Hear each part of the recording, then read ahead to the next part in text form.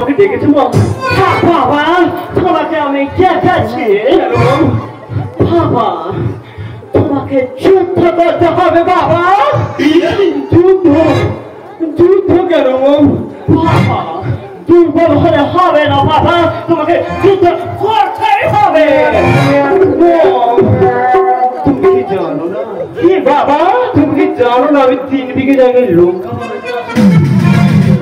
সেই লঙ্কা বাগানে 20 মার উপরে সবে গ্রাম আর কোদাল এনেছি। এই সময় যুদ্ধ কেন?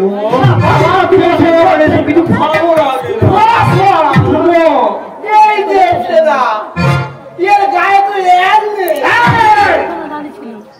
কথা বলবি তুই?